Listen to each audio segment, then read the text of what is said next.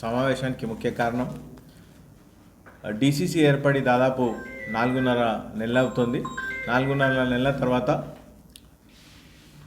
ప్రతి ఒక్క అంశాన్ని దృష్టిలో పెట్టుకొని కార్యవర్గం ఏర్పాటు చేసుకోవడం జరిగింది. కార్యవర్గంలో ముఖ్యంగా ఈ వైస్ ప్రెసిడెంట్ అనేది కేవలం ఒక బ్లాక్ ఒక వైస్ ప్రెసిడెంట్, అదేవిధంగా ఒక బ్లాక్ ఒక వైస్ ప్రెసిడెంట్, 2 జనరల్ సెక్రటరీలు, ఒక 2 సెక్రటరీలు, ఆ ప్రకారం మొత్తం కాన్స్టిట్యున్సీలో తీసుకొని ఇలా మొత్తం మహబూబ్ నగర్ కాన్స్టిట్యున్సీ మొత్తంలో 2 మండలాలు, తర్వాత టౌన్లో, అదేవిధంగా జడ్చర్ల టౌన్ ప్లస్ 5 మండలాల్లో, అదేవిధంగా దేవరకద్రలో, అదేవిధంగా నారాయణపేట మండలంలో కోయిల్కొండ మండలం, మన పరిగి మండలంలో మమదాబాద్ గండి మండలంలో ఈ అన్నింటినీ కూడా 16 మండలాలను, అదేవిధంగా 3 మున్సిపాలిటీలను, ఒక కార్పొరేషన్ను అందరినీ కూడా దృష్టిలో పెట్టుకొని అలా కమిటీ ఏర్పాటు చేసుకోవడం జరిగింది. అలా మహేష్ అన్న గారు అన్ని కమిటీల నుంచి ఇక్కడ నుంచి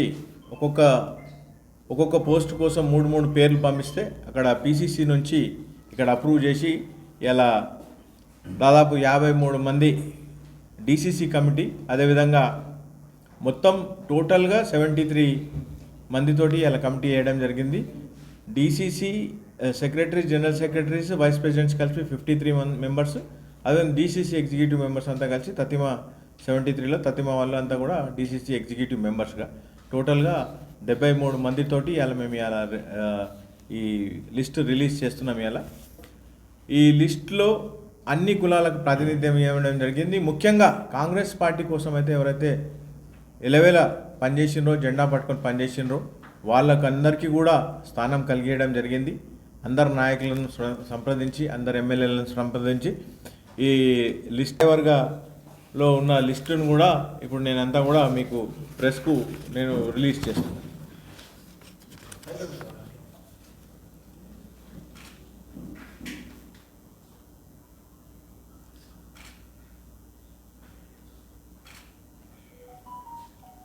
ఇది ఎమ్మెల్యే వర్గం సంజయ్, నాకు దగ్గర ఉన్న మిత్రులు, నాకు చాలా దగ్గర ఉన్న మిత్రులను కూడా నేను కమిటీలు వేసుకోలేకపోయినా.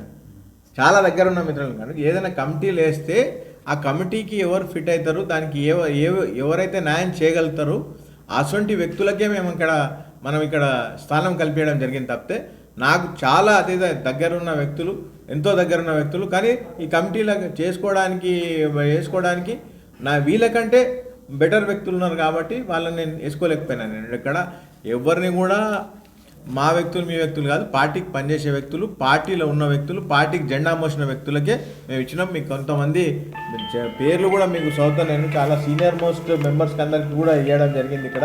ఎందుకంటే వారు చాలా పార్టీ కోసం చాలా సేవలు చేయడం జరిగింది. వారిని అందరినీ కూడా వారి సేవలను గుర్తుంచుకొని అలా వారికి జనరల్ సెక్రటరీ స్థానం కానీ, వైస్ ప్రెసిడెంట్ స్థానం కానీ కలిగించినాం. వారికి ఏవైతే ఈ పోస్టులు ఇచ్చినామో కేవలం ఇది ఏదో కార్డు కోసం ఇచ్చిన పోస్ట్ కాదు, వాళ్ళు ఇమ్మీడియట్గా వాళ్ళకు బాధ్యతలు కూడా అప్పచెప్తాం. ఇప్పుడు కొంతమంది జనరల్ సెక్రటరీస్ ఉన్నారు, వైస్ ప్రెసిడెంట్స్ ఉన్నారు.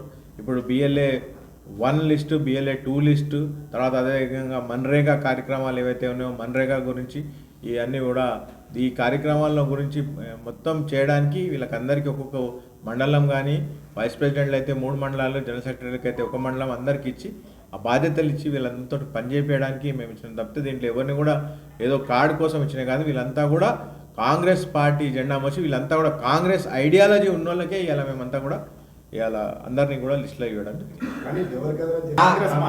దీంట్లో ఎవరైనా మీరు సంజీవ్ మార్క్ కనిపించే వ్యక్తులు ఎవరు ఉన్నారా, మీకు ఎవరైనా ఉన్నారా? దీంట్లో బుద్ధారాం సుధాకర్ రెడ్డి ఉంటే బాగుంటుందని చెప్పి పార్టీ నిర్ణయించింది. అయితే మేము ఎమ్మెల్యే గారితో కూడా మాట్లాడడం జరిగింది. అలా ఉంటే వాడంటే ఇది ఎలా డిస్కస్ చేసింది కాదు, 2 months కింద డిస్కస్ చేసినాం.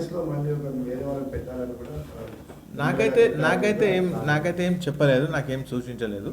బుద్ధారాం సుధాకర్ రెడ్డి గారి ఉంది 2 months కిందనే డిస్కస్ అయింది లిస్ట్ అంతా.